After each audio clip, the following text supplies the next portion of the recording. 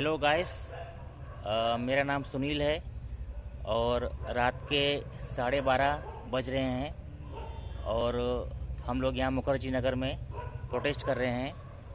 और ये हमारे मित्रगण हैं जो साथ में हमारे प्रोटेस्ट में बैठे हुए हैं। कुछ लोग सो रहे हैं और कुछ लोग जगे हुए हैं ताकि बाकी लोगों को सावधान कर सके, है ना। और हमें आप लोगों से ये निवेदन है कि आप लोग भी आइए और इस प्रोटेस्ट का हिस्सा बनिए।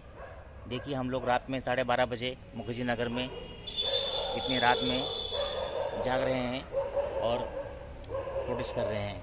ये आज तीसरी रात है दोस्तों, और हम लोग डटे हुए हैं। हमारे दो भाई हाकिम भाई और रितेश भाई अनशन पे बैठे हुए हैं, हंगर स्ट्राइक किए हुए हैं ताकि आपके और हमारे जो अटेम्प्ट ख़राब हुए हैं उनके लिए सरकार कुछ करे। क्योंकि आप सब जानते हैं कि सरकार का रवैया कैसा है।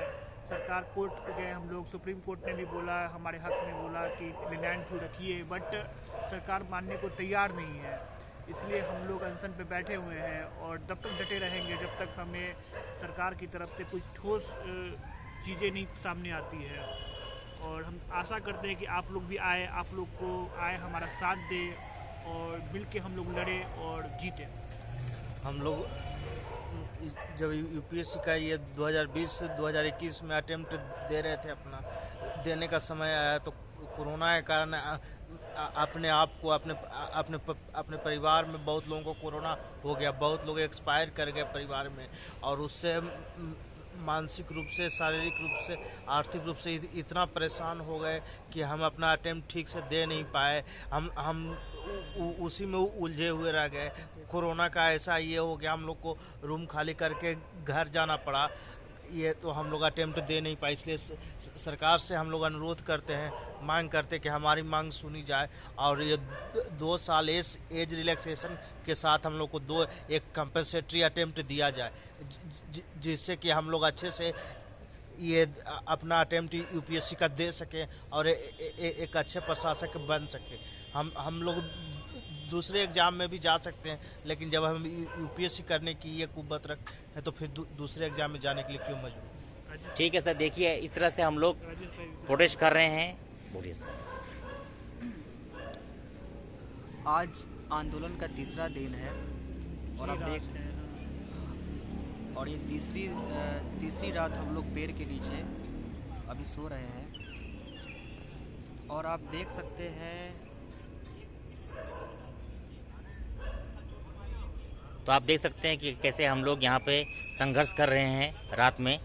तो आपसे यही लोग से निवेदन है कि आप भी देखिए कि ये कैसे यहाँ हम लोग लेटे हुए हैं इतनी ठंडी में, और सब लोग रजाई के अंदर हैं, कुछ लोग बाहर बात कर रहे हैं। नमस्कार साथियों, आपसे हम लोग अनुरोध करना चाहते हैं कि यहाँ बहुत सारे छात्र अनशन पे बैठे हुए हैं। सभी की 2 प्रमुख मांगे हैं कि पहली बात उन्हें कंपनसेटरी अटेम्प्ट दिए जाए, दूसरा एज रिलैक्सेशन भी दिया जाए।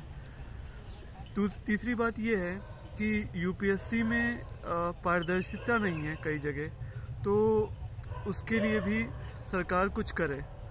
सभी छात्र हम सब में 2 छात्र ऐसे हैं जो हंगर स्ट्राइक पे बैठे हुए हैं। सरकार को हम सब की बात सुननी चाहिए और कुछ एक्शन जरूर लेना चाहिए। और उनकी तबीयत भी अब बिगड़ रही है, क्योंकि आप जान सकते हैं कि हम और आप तो बहुत लोग घर में रह के खाना खा रहे हैं, लेकिन वो बस समझे पानी पे जीवित हैं। तो आप उनकी स्थिति भी बिगड़ रही है। तो आपसे अनुरोध है कि आप भारी से भारी संख्या में आप लोग आएँ और इस प्रोटेस्ट को जी बिल्कुल, इसमें ये 2 राय नहीं है कि ये 3 दिन से देखिए, आप 3 दिन से ये खाना भी नहीं खाए हैं, बस पानी पे देखिए, ये 3 दिन से खाना भी नहीं खाए हैं, पानी पे बस से जीवित हैं। ये दोनों सर सो रहे हैं, है ना। तो प्लीज़ आप लोग आइए और इस प्रोटेस्ट को फ्रूटफुल बनाइए।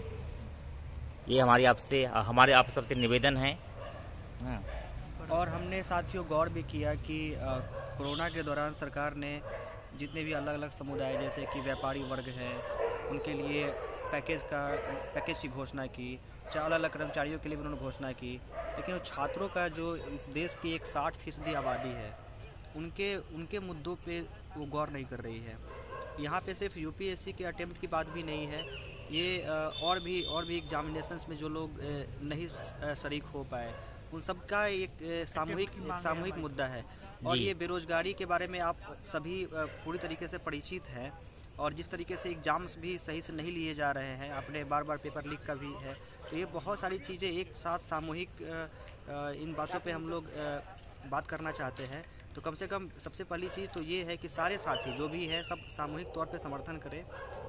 तो ये एक बहुत ही सबके लिए ही एक सामूहिक एक मुद्दा है। आप सब लोग अपने ट्विटर अकाउंट से जुड़ें, फॉलो करें और भारी से भारी संख्या में ट्वीट करें, टैग करें जी।